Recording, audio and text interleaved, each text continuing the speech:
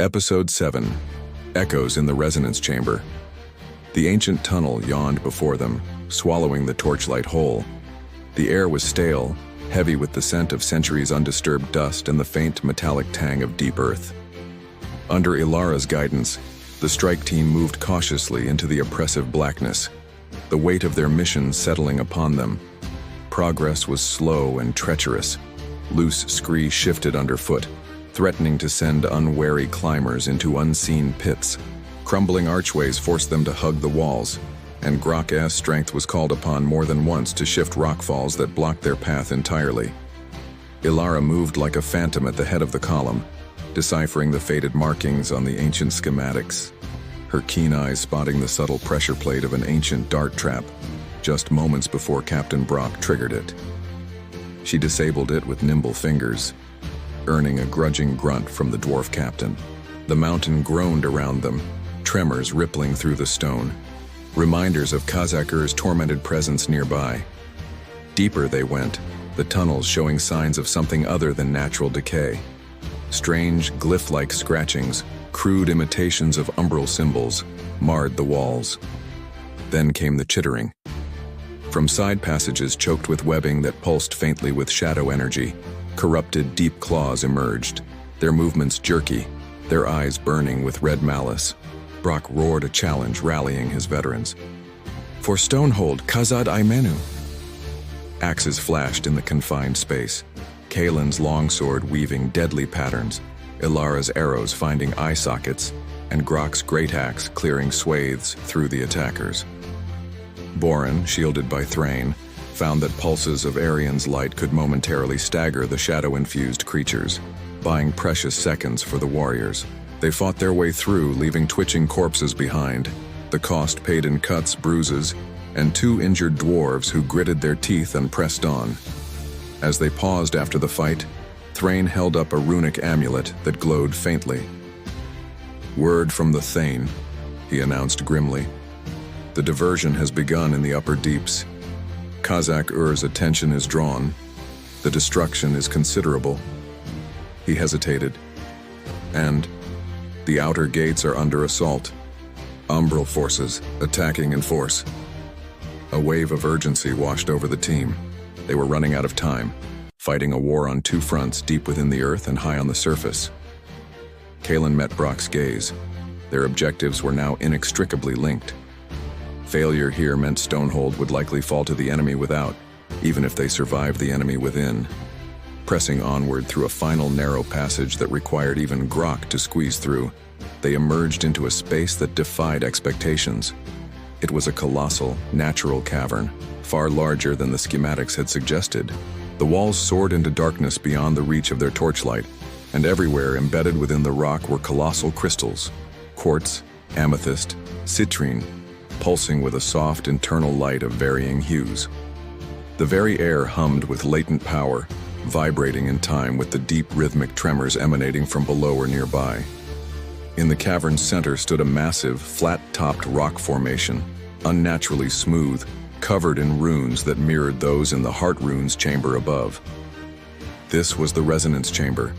The raw, untamed power of the mountain converged here. "Quickly, to the focus stone," Thrain urged, hobbling towards the central formation. He produced several smaller, intricately carved runestones from his pack, directing the dwarves to place them at specific points around the central stone, creating a complex energy circuit. "Borin, you must channel Arian's light into the central stone. Lyra, your task is vital. Gather the ambient energy from these crystals. Weave it with Borin's light and project it through the focus. Shape the wave. Give it purpose." Brock positioned his remaining 8 warriors, several nursing injuries defensively around the cavern's entrances and near the ritualists. Kaelen, Elara, and Grok formed an inner guard around Borin, Lyra, and Thrain. Borin stepped onto the central formation, planting his feet firmly, gripping his hammer in both hands. He closed his eyes, took a deep breath, and began the ancient dwarven chant, words of soothing, binding, and resilience. Golden light erupted from him, far brighter than before, bathing the cavern in warmth. causing the giant crystals on the walls to resonate and glow more intensely. Lyra stood nearby, her own focus stone held aloft. Raising her hands, she drew upon the humming energy filling the air, streams of blue, violet, and yellow light flowing from the giant crystals towards her. With intense concentration, she wove these streams together with Borin's golden radiance, shaping a brilliant, almost blinding wave of shimmering gold-blue energy that surged into the central focus stone. Roar! The reaction from Khazak-Ur was instantaneous, volcanic. The entire cavern convulsed violently. Cracks spiderwebbed across the floor and walls, revealing glimpses of magma-red fury below. Shadowy tendrils, thick as tree trunks, lashed out from the darkness beneath the focus stone, grasping towards the ritualists. "Hold the line!" Kaelen bellowed. More deep claws, larger and more twisted than before, poured from newly opened fissures, joined now by vaguely humanoid shapes coalescing from pure shadow. Shadow elementals. Brock and his dwarves met them with grim determination, axes biting deep, but they were outnumbered.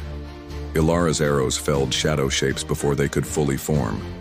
Grok became a whirlwind of destruction, his axe shattering rock and shadow alike. Kaelen fought shoulder to shoulder with Brock, defending the straining ritualists. A dwarf screamed as a shadow tendril dragged him into a crack, another fell to obsidian claws. Borin yelled the final words of the chant, pouring every ounce of his will and Arian's light into the focus stone. Lyra cried out, pushing the amplified energy forward in one final desperate surge. The gold-blue wave exploded outwards from the stone, a shockwave of pure cleansing energy that slammed into the lashing tendrils, causing them to recoil and washed over the attacking creatures, dissolving the shadow elementals and making the deep claws falter. The cavern floor heaved one last time. A deafening, soul-shattering roar echoed from the depths, a sound of primal agony that vibrated through their bones. And then, silence. Absolute, profound silence from below. The tremors ceased. The immediate pressure vanished. Borin swayed, collapsing to his knees, utterly drained, the golden light fading from him. Lyra gasped for breath, trembling, her arcane energy spent. The surviving dwarves, perhaps only 5 or 6 left with Brock, leaned heavily on their axes, staring into the silent darkness where moments before raw fury had raged. Thrain rushed to the central focus stone, his eyes widening in dismay as he saw a dark spiderweb crack marring its surface. Kaelen helped Borin up, looking grimly at their depleted ranks, then towards the tunnels leading back up. On the surface, the sounds of battle still raged, perhaps even louder now. Did the ritual work? Was Khazak-Ur soothed, dormant, or worse? The silence from below felt heavy, unnatural, pregnant with uncertainty. The ritual is complete, but the cost is high, and the outcome unknown. Khazak-Ur has fallen silent, but the battle for Stonehold rages on the surface, fiercer than ever.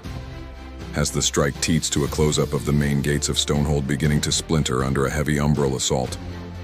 M bought the city precious time, or merely traded one catastrophe for another. Teaser for Episode 8, Quick Cuts, the weary strike team beginning their ascent. Kaelen making a difficult tactical decision. Borin sensing something wrong in the silence below. Lyra looking faint but determined. The Umbral commander breaching the outer gate of Stonehold. Thane Borgrim leading a desperate defense in the main halls. A final shot hinting at Khazak-Ur's true state. Perhaps a single magma eye snapping open. Next time on Echoes of Erador. Aftermath and assault. The strike team races back to the surface. Stonehold fights for its very survival against the Umbral tide, and the true consequences of the ritual in the deep begin to manifest. What happened to the Earth Warden? Can Stonehold survive the attack? Be ready to watch Episode 8 and subscribe to Echoes of Erador.